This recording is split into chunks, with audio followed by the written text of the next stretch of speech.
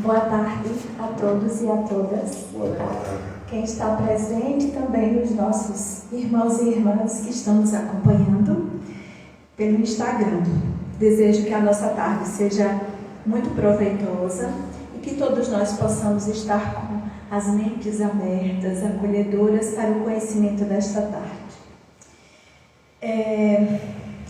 Não existe coincidência, né? Mas essa semana em especial, eu estava assistindo, enquanto fazia umas coisas lá burocráticas, que não precisava da minha atenção concentrada, eu estava colocando lá umas palestras espíritas. Me chamou a atenção uma coisa que eu queria dividir com vocês e que casa direitinho com o tema de hoje, que a nossa irmã Cláudia vai apresentar para nós. Fala de aceitação. Tanto o Divaldo gosta muito de exemplos. Não sei se vocês gostam de assistir, gostam de ouvir ele falando, como outros palestrantes dão muitos exemplos. Exemplos reais, porque se aproximam de nós e nos ensina de uma maneira mais lúdica, eu poderia até dizer, unindo teoria e prática, né? Porque parece que quando a gente fala, dá exemplos, isso nos aproxima do nosso dia a dia, concordam?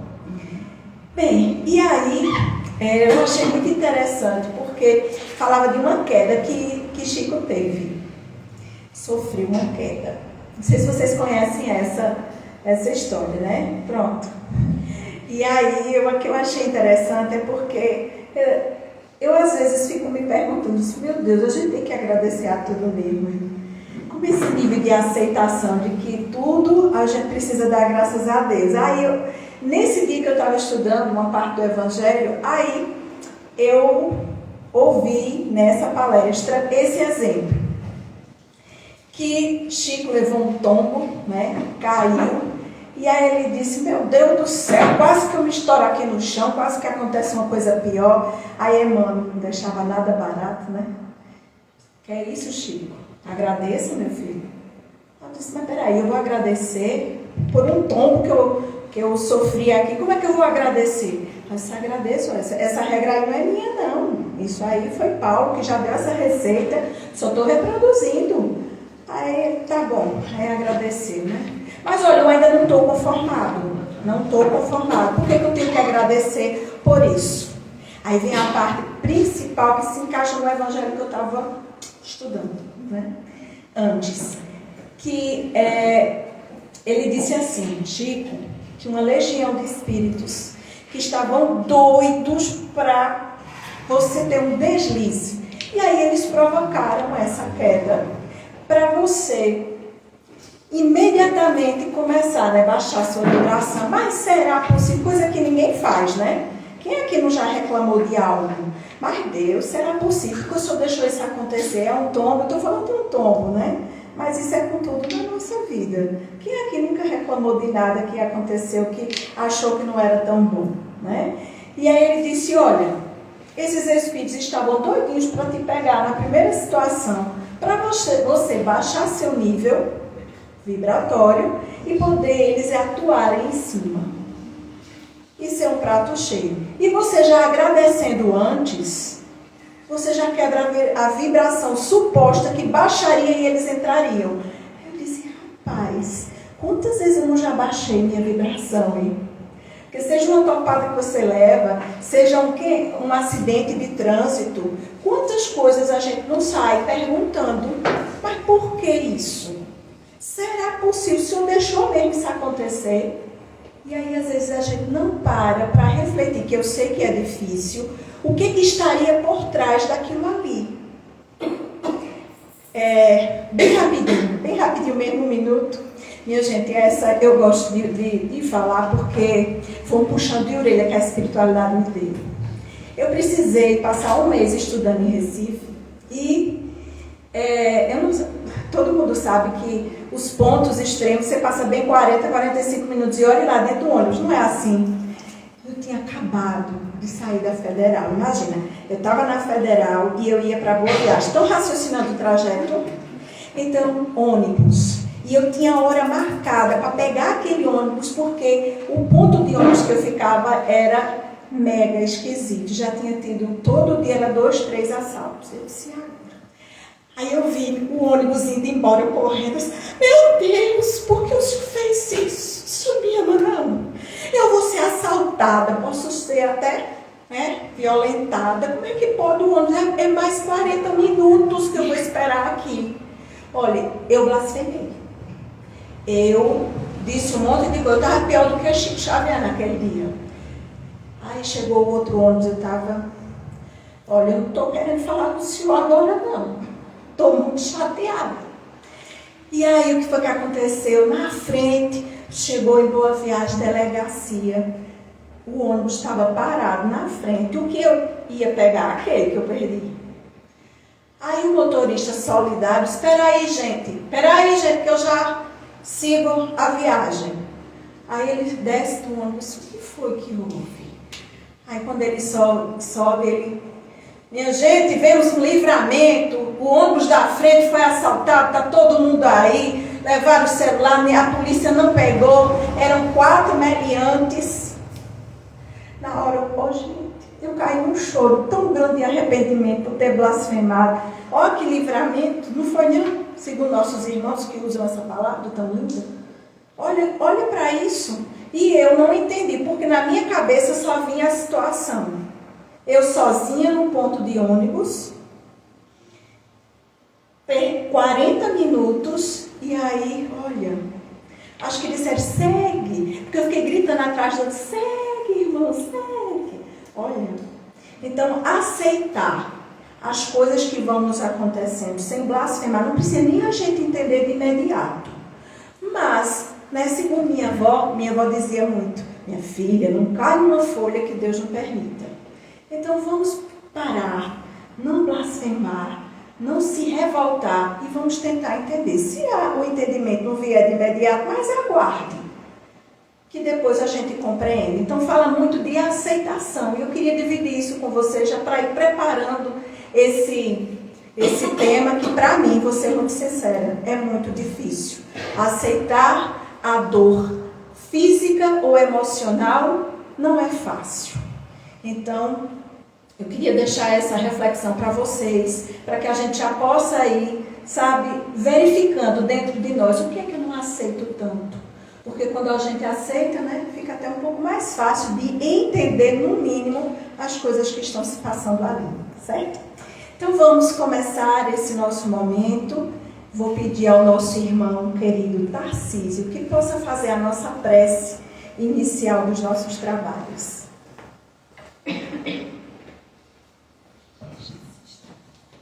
Boa tarde a todos.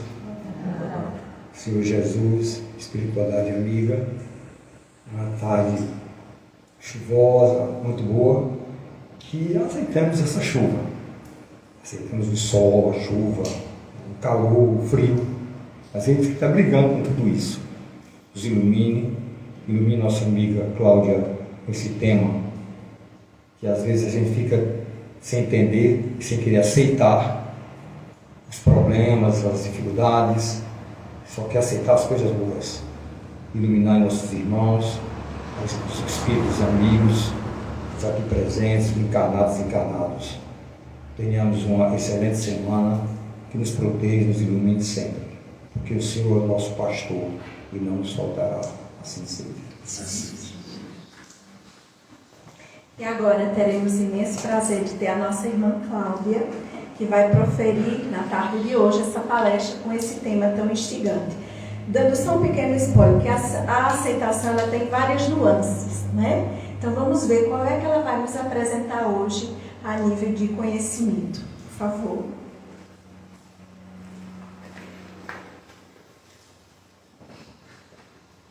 Boa tarde, irmãos e irmãs, amigos também do Instagram. Prazer estar iniciando minha palestra aqui nessa casa, né? A primeira dessa casa, de muitas, né? E que a paz do Mestre Jesus esteja com todos nós. Eu queria dar uma introdução, por que eu escolhi a aceitação. Bom, esse ano, em torno de fevereiro mais ou menos, eu falando sobre a fibromialgia que eu tenho, e que a gente até falou sobre isso em maio, uma pessoa me disse que eu colocava a fibromialgia à frente de tudo. E aí eu parei, eu digo, poxa vida, eu não acho assim. E aí eu fui estudar para ver se realmente eu estava fazendo isso, e se isso era errado ou se isso era correto, como era. Aí veio 12 de maio, dia da conscientização do fibromialgia, e aí eu falei para a Alain, vamos tocar no assunto porque é importante, muitas pessoas têm fibromialgia e não sabem como lidar com isso. Eu participo de grupos de fibromialgicos e teve um determinado momento que eu até saí de tanta queixa, de tanta reclamação, de tanta lamúria que tinha, e diferente de mim, e eu vou contar por quê, eu não encarava a fibromialgia, não encaro dessa forma. E aí a gente deu aquele spoilerzinho em maio e estou eu aqui agora para falar sobre isso. E aí eu fiquei pensando, que tema seria para a gente falar sobre fibromialgia? Bom, a primeira coisa que me incomodou foi exatamente a aceitação. Então vamos a esse tema, aceitação.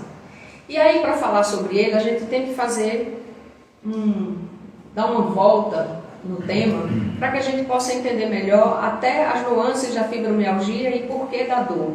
E porquê do meu sentimento, que naquela época, aos 27 anos de idade, quando eu fui diagnosticada, após um ano de buscas, eu não fiquei triste. Mas eu não fiquei triste não é porque eu sou evoluída não, gente, não.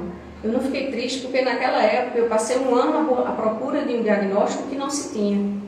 E só era dito como preguiça, má vontade, né? Era besteira. Então, a partir do momento que teve um diagnóstico na época, eu fiquei feliz porque deu um nome àquilo que eu sentia, longe de ser evolução.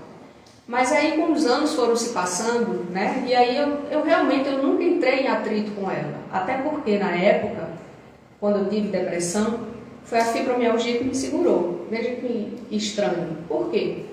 Porque eram as dores que me fizeram procurar um profissional para poder saber o que eu tinha. E foram as dores que me mantiveram em pé, seja de qualquer forma. Então eu não tive raiva dela, ao contrário. Eu me aliei a ela para poder entendê-la e conviver melhor. E aí eu resolvi falar sobre aceitação e a gente vai fazer um preâmbulo sobre isso até chegar no final sobre a própria fibromialgia, tá certo? Quando a gente diz aceitar, a gente está dizendo o quê? Receber, concordar, não é? Necessariamente não quer dizer aplaudir, mas é aceitar. E aí existem tipos de aceitação. Aceitação passiva, que é aquela que você não reclama, que você não murmura, que você apenas leva o seu fardo. Você está quitando com o seu passado, espiritualmente. E tem a aceitação ativa, que você utiliza desse fardo para se fazer melhor, arar melhor o plantio para a próxima encarnação. E daí você adquire também mais experiência e mais demérito. Mérito, isso, me confundi. E aí, gente, quando a gente fala de aceitação, existe também a diferença quando se fala em autocomiseração. O que seria isso? O coitadismo, né? Que era o que tentaram me dizer que eu estava na vitimização. E não era. Você se vitima muito, e tem pessoas que se vitimam mesmo. Nesse grupo que eu estava e estou ainda, as pessoas falam muito, muita dor, é muito sofrimento. E aí o que acontece? Tudo fica maior, tudo fica amplificado. O que era um problema que poderia ser resolvido de uma forma menor, a falta de aceitação daquilo ali torna-se aquilo gigantescamente maior. E quais são as consequências da não aceitação? O superdimensionamento, como eu falei, e até a piora, no caso das doenças, piora do quadro clínico, porque se você não aceita, você entra em luta com aquilo ali, até as medicações elas demoram mais a fazer efeito. Não é? As medicações e as terapias, de uma forma geral, elas precisam também estar com o corpo receptivo para que haja um benefício. E se a gente for perceber, a gente se irrita, muito em cima da aceitação. A gente se irrita no trânsito quando alguém passa na frente. A gente se irrita com um amigo quando diz alguma coisa que a gente não gostou. E faz parte, inclusive, da nossa humildade aceitar. É uma das coisas que faz parte da humildade aceitar. E quanto aos problemas de saúde, como é que funciona? Eu vou beber água sempre, porque a boca seca também faz parte da fibromialgia, né? Quem tem aqui fibromialgia ou conhece alguém que tenha? Ninguém? Conhece. Ok. Então é bom porque vocês vão poder, quando conhecer, acolher melhor essas pessoas com fibromialgia, que não é fácil a gente conviver com elas.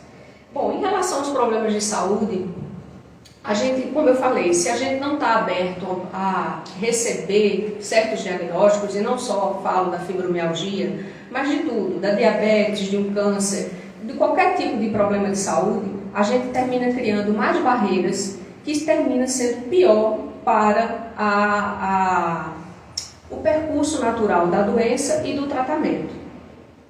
E aí, uma vez, perguntaram a Chico o que é que Emmanuel via em relação a o que é que ele achava quanto às doenças e às obsessões. E ele disse, muitas vezes, adverte-nos que doenças e obsessões são testes que nos põem à prova a capacidade de resistência moral, ensinando-nos a valorizar a saúde do corpo e o equilíbrio da alma. Isso não sou eu que estou dizendo. E olha, gente, foi muito importante fazer essa palestra porque eu pesquisei bastante, aprendi bastante e me vi em muitas coisas também que preciso melhorar muito. E aí Chico até perguntou a Emmanuel se Jesus então iria curá-lo, né, da catarata. E ele disse que não é bem isso que Jesus fala, mas do aceitar a doença. Mais adiante a gente vai ver. O equilíbrio físico e espiritual, como é que acontece? Bom, para poder falar das doenças, a gente tem que entender também os nossos centros de força. Os centros de força do nosso corpo, se a gente for ver, quando vocês vêm aqui para a casa espírita, vocês muitas vezes vêm em busca do passe também espiritual, magnético espiritual, para que vocês se sintam melhor.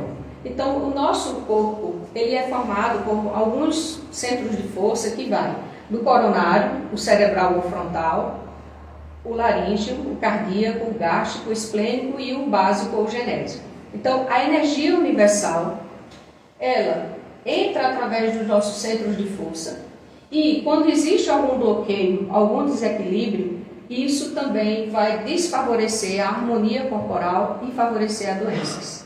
Então, vejam bem como é muito intrínseco e como realmente aceitar dói menos. Nunca foi tão forte para mim essa frase que a gente diz muitas vezes por aí, com ironia, né? Aceita que dói menos.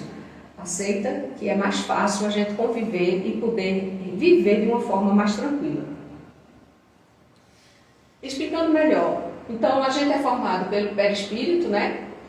O corpo físico e ali mostrando como se localizam os centros frontais. E tem também o espírito, que quando a gente está encarnado a gente chama alma. Então, a alma, perispírito e o corpo físico. Então, quando entra a energia no nosso corpo, o corpo físico, através dos plexos nervosos, ele encaminha para o organismo, né, as células e os órgãos. E se a gente está em desarmonia com esses plexos físicos, os plexos nervosos, o plexo corporal de energia, a gente termina desarmonizando o corpo todo. Ali eu circulei ao redor do pâncreas, que é muito interessante que alguns estudos dizem que pessoas que têm o CA de pâncreas está muito relacionado às pessoas egocêntricas, mal-humoradas e que reclamam muito da vida. Vejam bem. Como também fala que distúrbios gástricos, distúrbios hepáticos, principalmente nos alcoólatras, tem a ver com a baixa autoestima. Então veja como tudo está muito intrínseco e entrelaçado. Quando a gente não entende, a gente sofre e muitas vezes a gente não aceita porque não entende ou aceita por outros motivos. Aí Chico pergunta, né? Então Jesus vai me curar? Emmanuel diz, não. O Evangelho segundo o Espiritismo diz, no capítulo 6, intitulado Cristo Consolador, as palavras do Cristo. Vinde a mim, todos vós que estáis aflitos e sobrecarregados, que eu vos aliviarei. Ou seja, aceita a mim como o caminho, a verdade e a vida, que eu vou aliviar o teu sofrimento. Mas aquela carga é necessária para o teu burilamento, para a tua evolução. Ele não diz que vai curar. E para Chico, ele explicou bastante, né? Até perguntaram uma vez a Chico, o que faz você conseguir conviver com tanta multidão lhe procurando, buscando ajuda, com tanta atividade de psicografia? E ele só disse uma palavra: aceitação. Ele já deu o recado para a gente. E muitas vezes a gente é que não percebe nas entrelinhas. E aí ele continua: Jesus não nos promete curar-nos, isto é, retirar-nos da bênção das obrigações que nos cabe cumprir perante as leis de Deus, mas sim promete aliviar-nos e auxiliar-nos.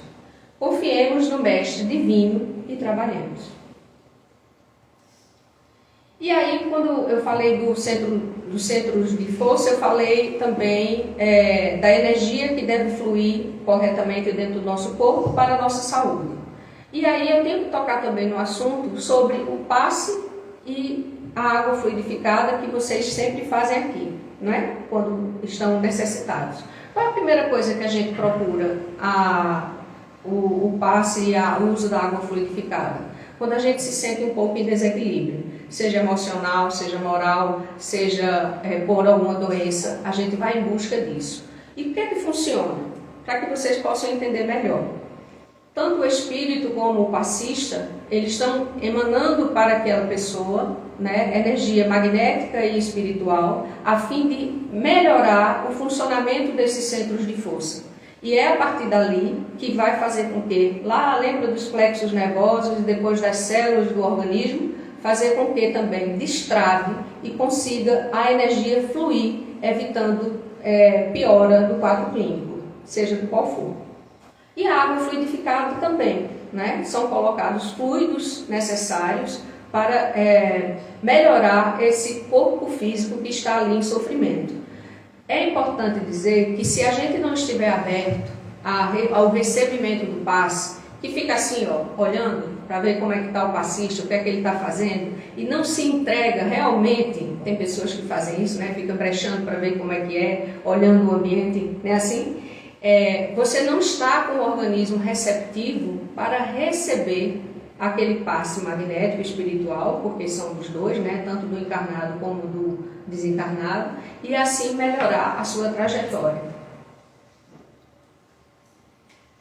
E aí, entendendo as doenças e o planejamento reencarnatório. Nosso amigo José me emprestou esse livrinho, que eu tive que ler ele para poder entender melhor ainda. Me senti estudando de novo fisiologia e anatomia, porque ele é bem complexo. Só que ele é escrito por um médico da AME Brasil, da Associação Médica Espírita, e mostra alguns achados, tanto da medicina física, como dos estudos espirituais, mostrando essa inter-relação, tanto que o nome é da alma ao corpo físico, né? E mostra exatamente como acontece. Quando a gente vai reencarnar, existe todo um preparo, todo um cuidado dos espíritos para que possa, aquela pessoa que precisa cumprir determinado débito de vidas anteriores, encarne naquele corpo que ele também precisa, e naquela família, né? Então, se a gente pensasse só em acaso, tudo está escrito, a gente seria simples marionetes na mão dos espíritos. E, na verdade, existe uma predisposição de uma viagem que a gente vai fazer. Existe um pré-determinismo.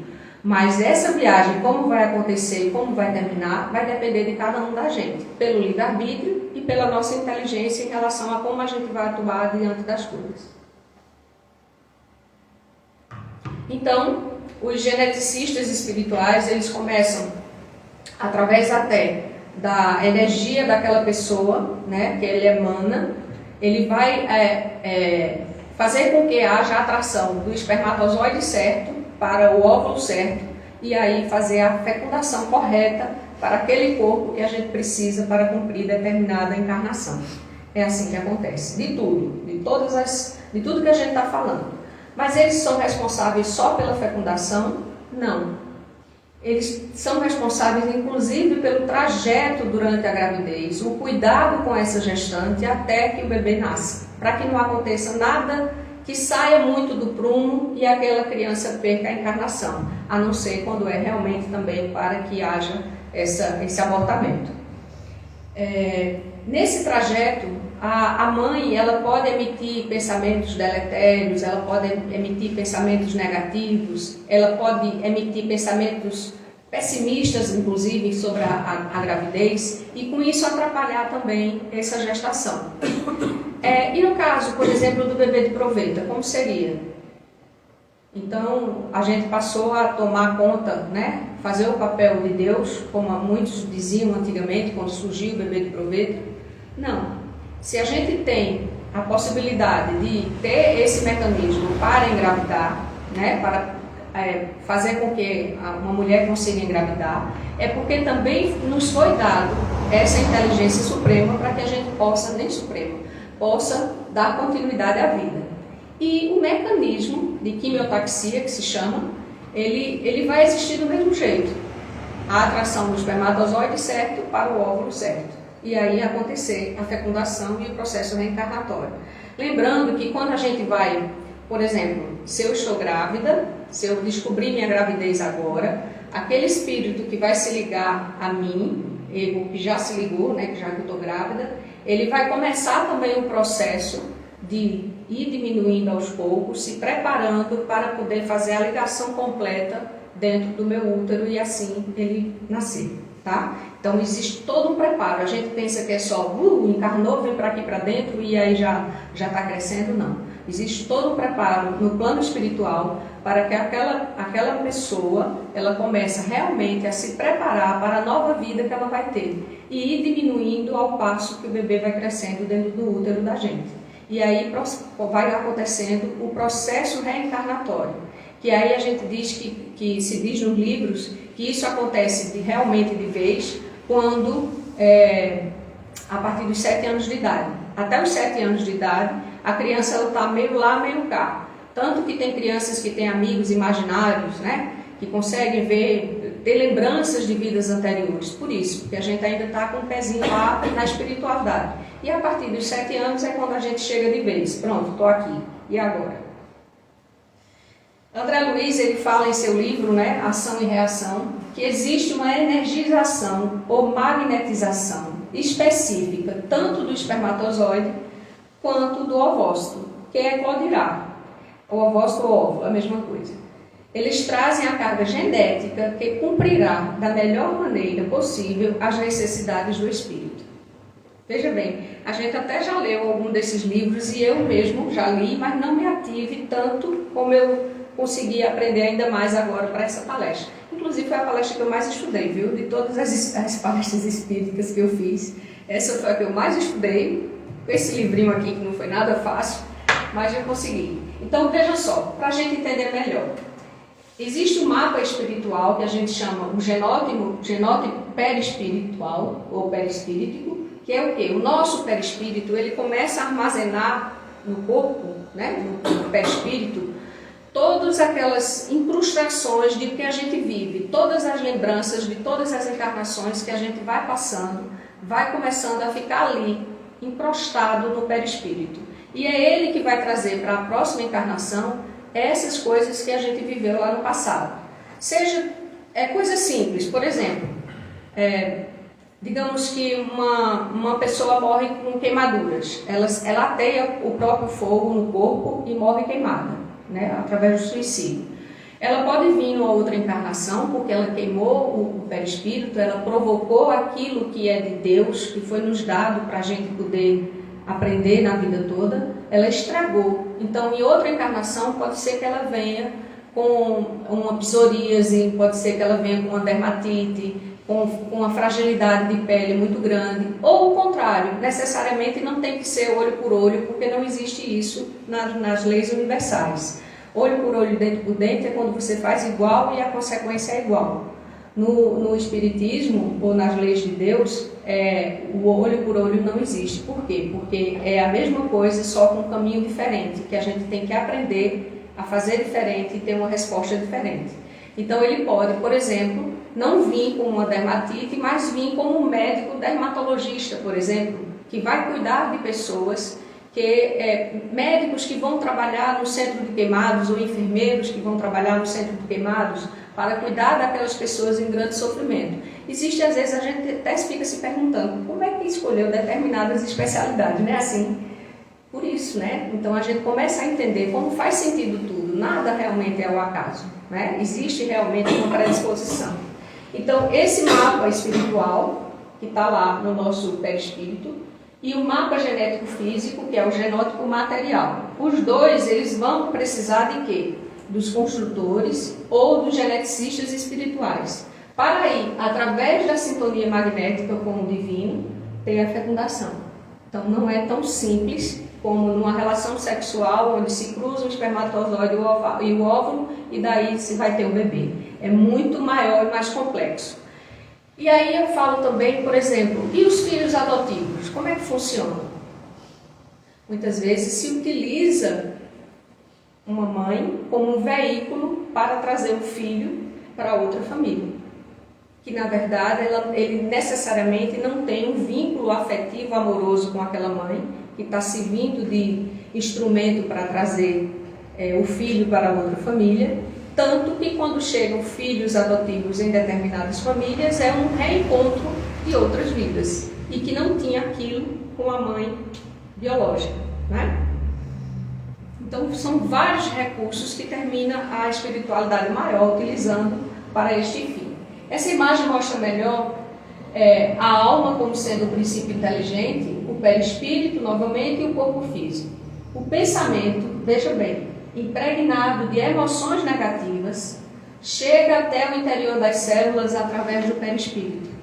Ou seja, não é só quando a gente está desencarnado, que está se vendo aonde a gente vai nascer, o que a gente vai realizar, que o perispírito vai atuar. Aqui encarnados, o nosso pensamento, por isso que se diz que o pensamento é força, o nosso pensamento pode modificar o percurso das doenças, ou agravando ou atenuando essas doenças. Agravando através de pensamentos tóxicos, né, pensamentos que são ruins, e atenuando quando tem uma aceitação melhor e assim também uma produção melhor na aceitação ativa, né, quando você aceita, mas fazendo com que isso se transforme num bem também para outras pessoas. André Luiz ainda diz o seguinte: a alma humana é uma consciência formada, retratando em si as leis que governam a vida, e por isto já dispõe até certo ponto de faculdades com que influir na genética, modificando-lhe a estrutura. É muito mais profundo do que a gente imagina. E aí entra no nosso assunto principal, que seria a fibromialgia. Então percebam, às vezes as pessoas se reclamam muito da vida, né? Não tem a aceitação adequada que deveria para aquela situação, e pode tanto ser só um livramento, como ser realmente situações que precisam de melhoria. Tudo que vem na nossa vida é longe de ser algo pré-determinado, é aquilo e acabou. Não, mas tudo que vem, ela vem para nos burilar, para que a gente possa aprender algo com aquilo ali e aí então melhorar. E aí a fibromialgia fala um pouco, vou falar um pouco do que é, já que ninguém aqui teve, nem sabe, não conhece ninguém, a não ser a gente mesmo. É engraçado, gente, eu contei, tem 16 aí, né, sinais e sintomas. Eu tenho 12. De 16 eu tenho 12. Eu só não tenho, acho que a síndrome da perna inquieta eu já tive, não tenho mais.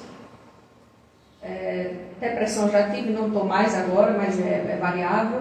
A confusão mental, teve outra que eu não me lembro. Acho que só. Tem mais um aí que eu não me lembro de ter visto. Bom, então são todos esses sinais e sintomas, por isso que é uma síndrome. Ela não é uma doença.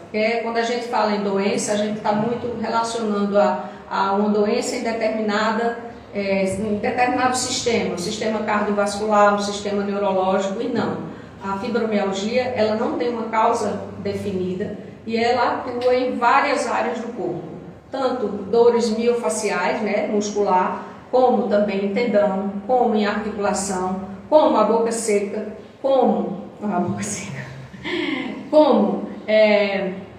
as pernas inquietas, teve momentos que eu pegava, dava chute assim, dormindo, e a perna se mexe sozinha, você nem entende.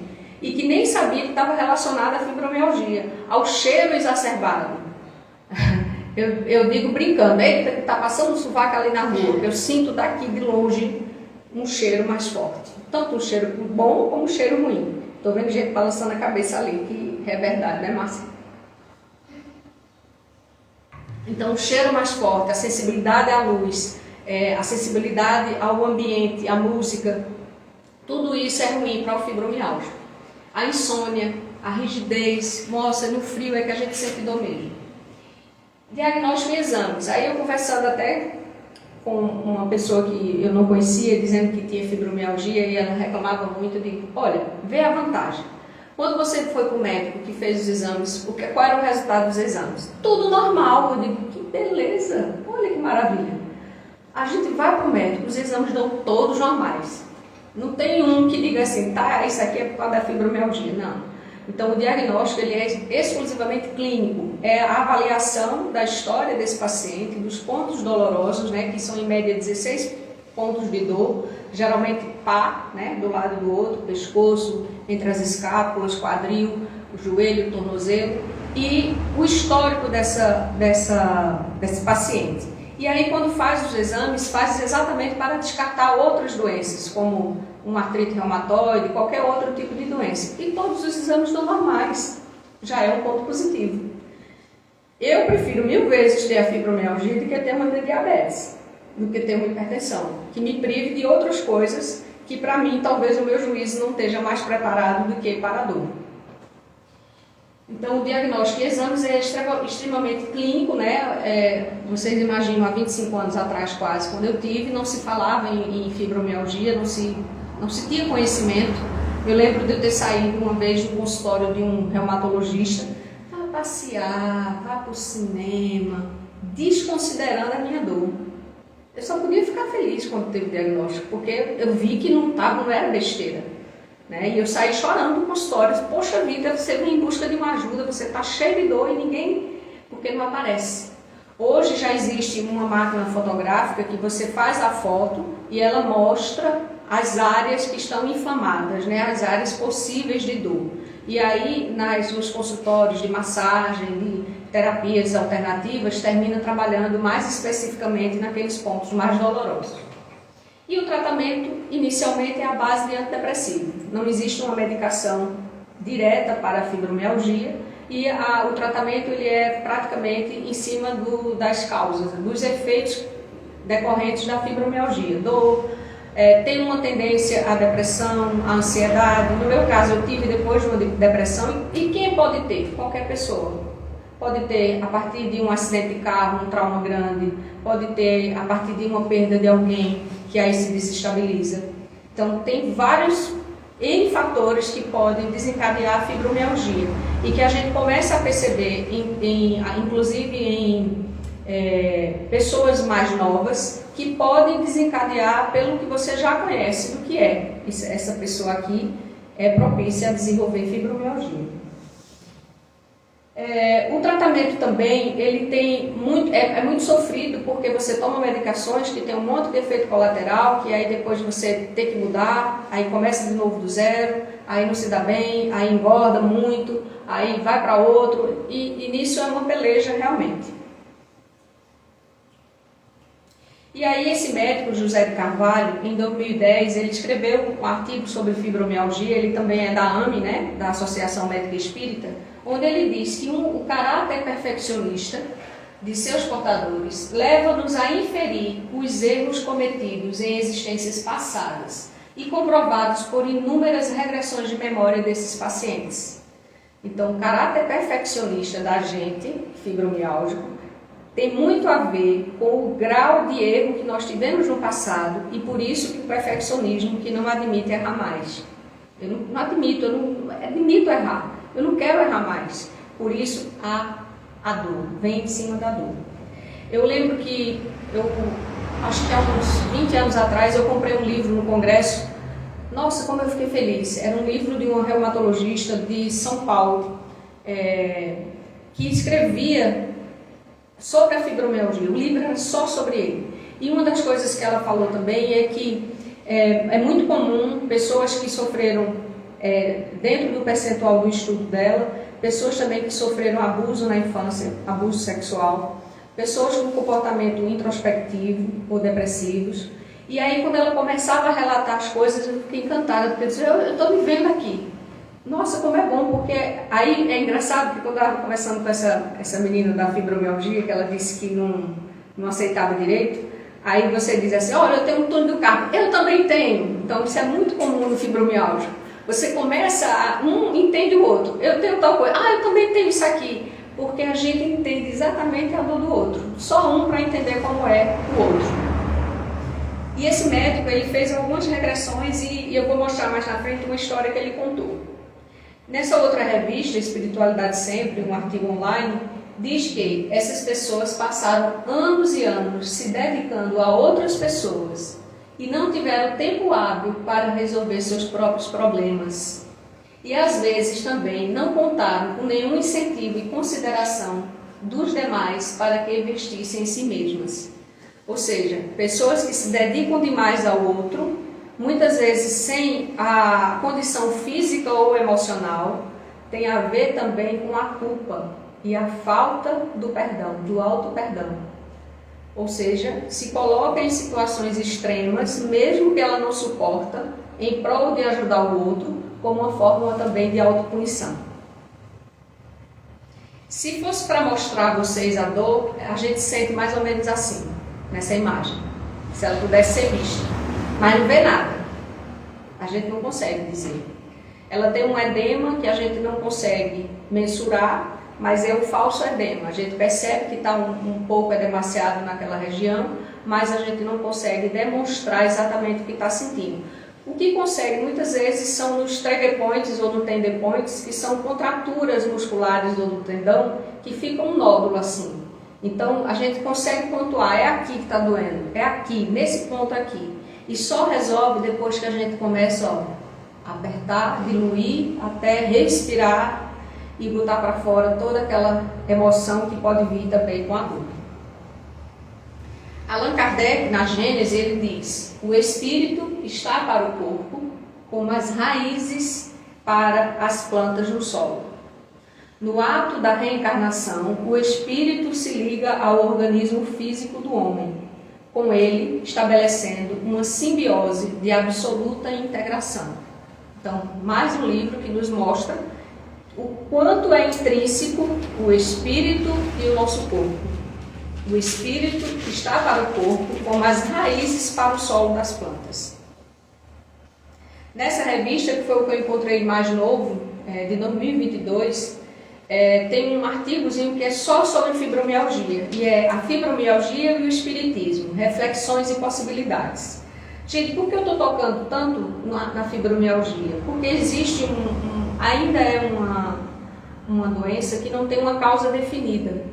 Então, como não tem uma causa definida, que está muito em estudo, muita gente sofre sem saber por quê, né? Além disso, sem saber por quê, sem aceitar que existe esse perfil também de ser realmente pessimista, reclamão e viver em cima dessa culpa. E aí, eu estou trazendo para vocês algumas coisas que fala na revista. Por exemplo, Joana de Ângeles, ela diz que as dores da alma, elas funcionam como um processo para o burilamento, chamando-nos para a reforma íntima, para a alma despertar as suas potencialidades. Então, as dores da alma são aquelas dores que a gente não tem um diagnóstico físico, né, material. Um diagnóstico, que eu digo, é uma causa. E elas servem para nos burilar. De 25 anos para cá, eu posso dizer a vocês que eu mudei muito. Muito, não foi pouco não. E muito decorrente dessas dores. Como elas me ensinaram? Como eu posso ter raiva delas? Não posso ter. Como eu disse, a gente não passa a gostar da dor. É maravilhoso, que coisa ótima. Não é isso, não é aplaudir. É simplesmente aceitar e a entender. Sabe uma das coisas mais importantes que eu aprendi? O quanto a raiva é tóxica. Quando eu tenho raiva, isso aqui meu trago, eu tenho dores na ADM. No outro dia, o meu corpo ele está completamente dolorido. Então, se eu não tinha o autocontrole para não ter raiva, que a gente não tem como escapar, né? Nesse mundo, a gente não tem como escapar de não ter raiva, a gente tem como encarar as situações e ter uma raiva mais equilibrada, para não ser tão tóxico. Então, no dia seguinte, eu estou arrasada de dor. E mais arrasada ainda emocionalmente, porque eu não me contive. Porque eu não consegui manter o equilíbrio para evitar chegar aquilo ali. Aí só dura pelo menos uns 5 dias, uma semana, até eu conseguir me reequilibrar, né? Usar algumas medicações que eu já não estava mais usando. Você toma dipirona, parece que água. Toma biorrelaxante, nada passa. Porque é aqui. E aí quando você tem raiva e desconta, né, no outro, e aí vem a culpa, o auto-perdão que não existe. E aí você sente ainda pior, e por isso a dor. Esse José de Carvalho, né, o médico, ele fez exatamente ele trabalha com regressão de memória e descobriu numa dessas regressões de memória um paciente que teve uma existência papal. Nessa existência papal ele era muito carrasco, esse papa, e ele chegou a mandar matar um monte de pessoas, e essa noite foi conhecida como a noite de São Bartolomeu. Esse Papa depois ele morreu, né, com características ele tinha um quê de perfeccionismo, de rigidez muito grande, e ele tinha umas características de fibromialgia. E antes no leito de morte, antes dele morrer, já com a culpa, né, na cabeça diante de tantas atrocidades que ele fez, ele disse a frase: só me resta a dor. Então veja, a regressão, e nesse paciente que está com fibromialgia hoje, ele lembrou de uma vida passada onde ele foi extremamente rígido e que provocou atrocidades. E ainda disse a frase que nos serve para hoje: só nos resta a dor. Aí, características e padrões do comportamento.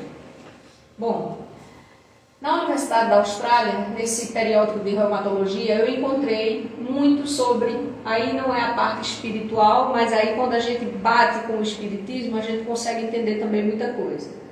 O perfeccionismo e a rigidez consciencial, quer dizer, pessoas que são inflexíveis, que são introspectivos. Eu sou muito introspectiva, quando eu me vejo eu estou calada o dia todo, não abri a boca para nada.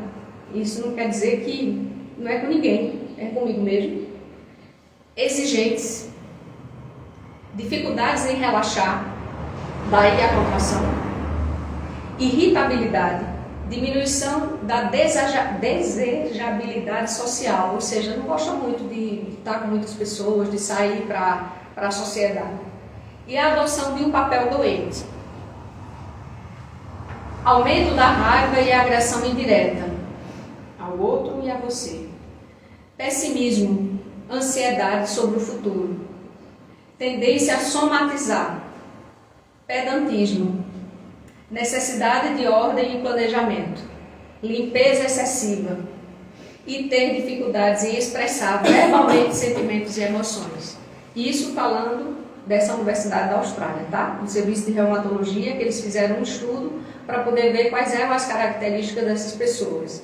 Vejam aí se não bate exatamente com a questão espiritual, essa rigidez que a gente sente, que não fomos peça boa no passado. Aliás, gente, quem vem para aqui palestrar, quem trabalha no centro espírita, não pense que são pessoas dotadas de algo melhor do que ninguém. Ao contrário, nós somos mais devedores e por isso estamos aqui. Para a gente tentar recuperar o tempo perdido e evoluir. Aí nessa revista, né, que eu falei anteriormente, na Rival, ele diz o seguinte: dores intensas que não cessam, como se a vítima dessa síndrome buscasse ali, em meio a gritos, gemidos, pedidos de socorro, um cuidado, um afeto, um olhar que não experienciou ainda na atual vivência, que pode ser na atual vivência ou em vivências anteriores. Mas eles descrevem isso como também sendo uma característica mais do plano espiritual. E é realmente. É como se a gente andasse de mãos dadas com as dores sempre. É acordar e dormir com elas. E o que fazer para a cura? Não existe cura. Pelo menos por enquanto não existe cura. O que existe é alívio. E principalmente é você ter momentos de melhora para que possa continuar a sua jornada. E como a gente pode harmonizar a alma em sofrimento? Isso não vale só para ela, tá? Vale para todas as doenças ou para todas as desarmonias que a gente vive. Bom, esse outro médico, Alberto Almeida, em 2012 ele diz o seguinte: os processos, ele é reumatologista e também trabalha com regressão. Os processos de perdão e auto-perdão são inerentes a grandes traumas, a vivências dolorosas que as pessoas passaram em vida ou em muitas vidas e pode acumular uma culpa tóxica, fluidos deletérios que precisarão de alguma forma serem expurgados do espírito em uma ou mais vidas. Uma culpa tóxica que precisa ser expurgada. Aí veja, a gente é tratado normalmente, a grande maioria dos fibromialgicos são tratados. É uma doença, uma síndrome que é basicamente mais em mulheres do que em homens. Na população é em torno de 3% apenas. E a gente é tratado basicamente com medicações que tratam o aqui, o agora e o material. Quando a gente fala de culpa tóxica, de fluidos deletérios, como é que a gente vai tratar isso? No consultório médico. Que nem de espiritismo entende, muitas vezes. Que pode dar nem uma luzinha assim para você seguir um caminho diferente. Né? Mais difícil. E nada disso é sobre romantizar o sofrimento, não. Nem fazer apologia ao sofrimento. Ao contrário. Não é bom sofrer, não é bom sentir dor. Mas para mim, esse sofrimento ele é necessário. Para quem tem, é necessário. E para a gente que tem, é muito importante, principalmente o acolhimento na família e na sociedade, que muitas vezes a gente não tem essa compreensão. Né? É tido como preguiça, tá? É muita besteira, é muita, né? Não vou nem dizer as coisas que eu já ouvi na vida. E aí, seguindo para a cura ou a harmonia da alma, eu fiz esse gráfico para mostrar assim melhor. O mecanismo terapêutico, né? Que é através das medicações mesmo. A substância não material, que são os nossos pensamentos, a nossa aceitação ou não, os nossos atos. A fonte criadora que é Deus, como é que a gente está se relacionando com Ele, porque isso é uma forma da gente ter Deus mais presente em nosso coração e agir a partir dos ensinamentos de Jesus. E através do amor, a gente vai chegar à cura e à harmonia. Quando se diz o amor cura uma multidão de pecados, é através do amor e do bem-estar e dos atos que a gente termina executando.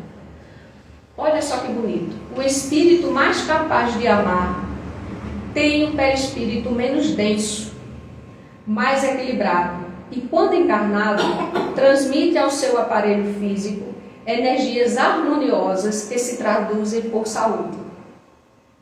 Quando o espírito ele é mais evoluído, o perispírito ele é menos denso.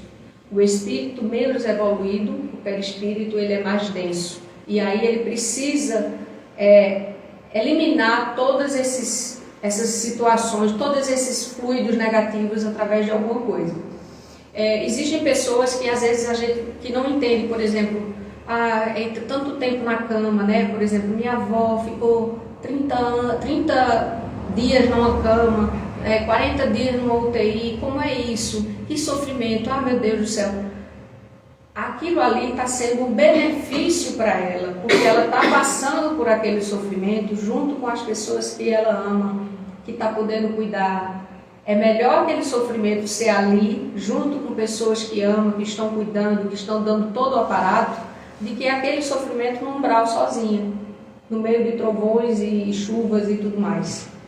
Então, muitas vezes a gente não tem a compreensão daquele sofrimento como sendo necessário também e sendo um benefício, um merecimento que pelo menos está sendo com a gente.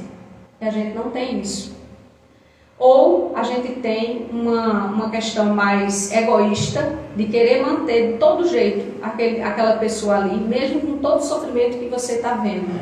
E Deus está mandando ver cada vez mais o sofrimento para chegar a um ponto de você dizer, tá bom Deus, leve, já tá bom. eu consigo viver sem, porque eu sei que é o melhor para ela ir embora.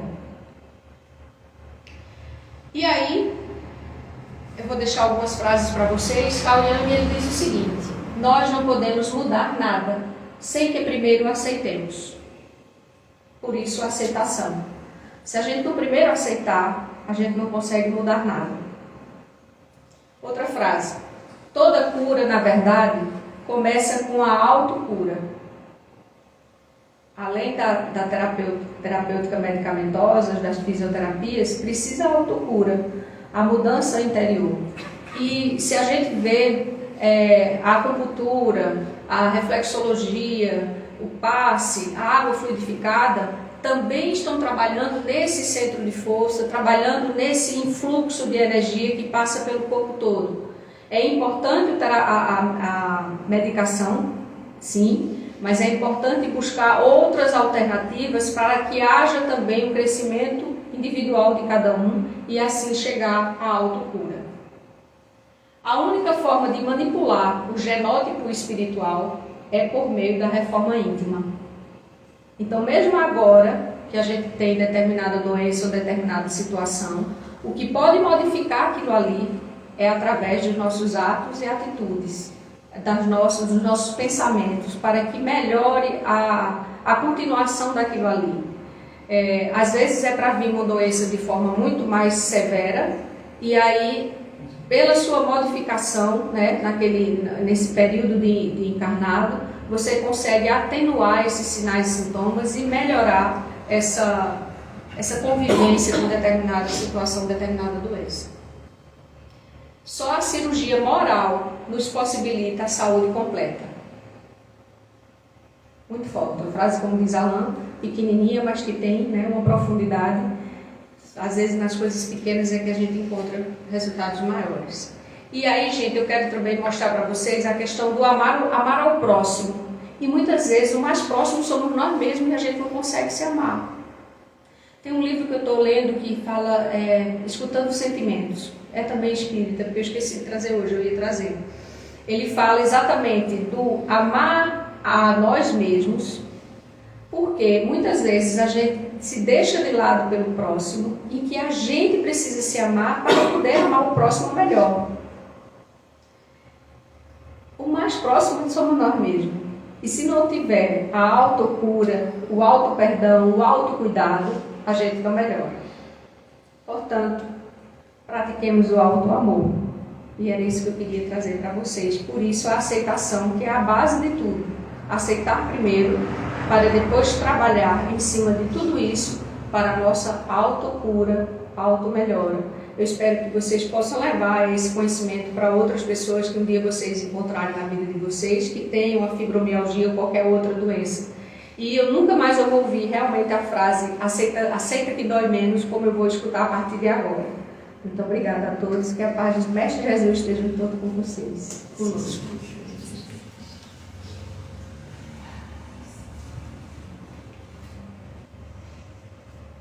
Puxa,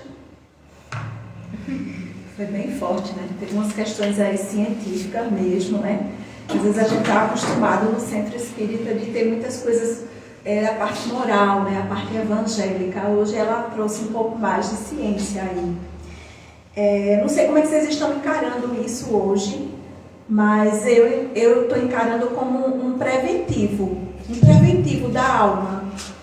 Porque quem não desenvolveu aqui no salão pode ter um futuro fibromialgia. Porque a fibromialgia ela acontece diante de um trauma, diante de uma situação emocional muito forte. E a gente não pode dizer que a gente não tem uma predisposição.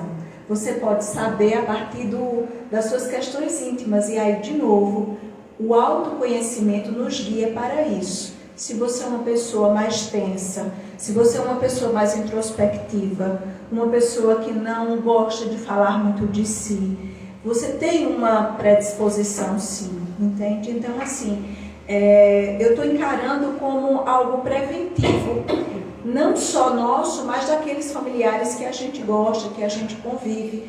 Caso a gente veja alguém dando algum sinal, que possamos ajudar, chegar perto. E tem a terapia, a psicoterapia aí, né? Que eu, junto da terapia, temos também a psicoterapia.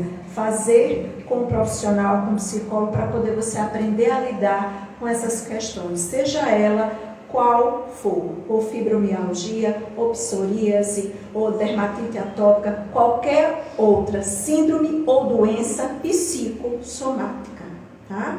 Que são doenças que advêm a carga forte emocional aqui, não dá conta e vaza, vai para o soma, vai para a pele, vai para o corpo, como a nossa irmã muito bem colocou, não é isso? Antes de fazer a nossa prece final, eu quero dar uns pequenos avisos, lembrando que terça-feira agora, a próxima, será o estudo, às 19h30, tá certo?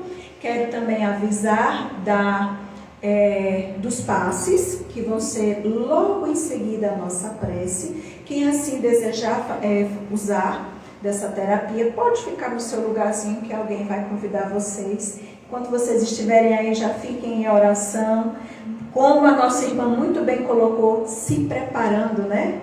Porque não adianta a gente entrar, desejar, mas também não fazer por onde, né? Que é se preparar. Então, cada um na sua prece, no seu íntimo, se prepare para esse momento. Também quero avisar da água fluidificada, certo? Para que serve a água? A irmã já falou aqui cientificamente de tantas coisas, tanto para o processo físico, como o processo também emocional. A água também é uma terapia que você pode usufruir. É só deixar a água, assim que você chega, deixa ali naquela mesinha que os irmãos colocam na sala do passe, tá certo? Quando terminar o passe, você pega a sua água, tá bom? Lembrando, 2 dedinhos, é um copozinho assim pequeno, né? Menos de 50 ml, assim, desse que é oferecido em jejum e antes de dormir, tá certo?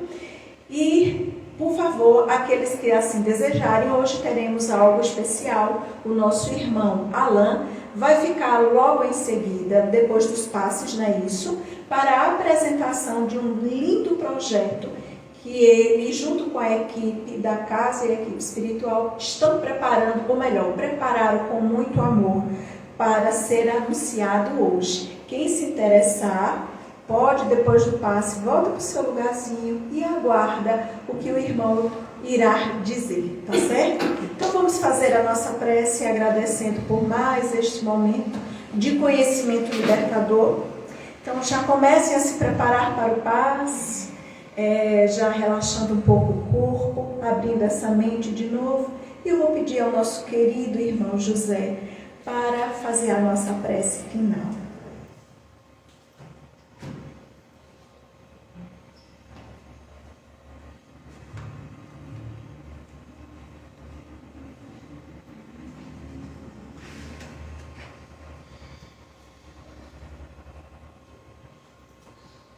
Vamos pensar em Jesus.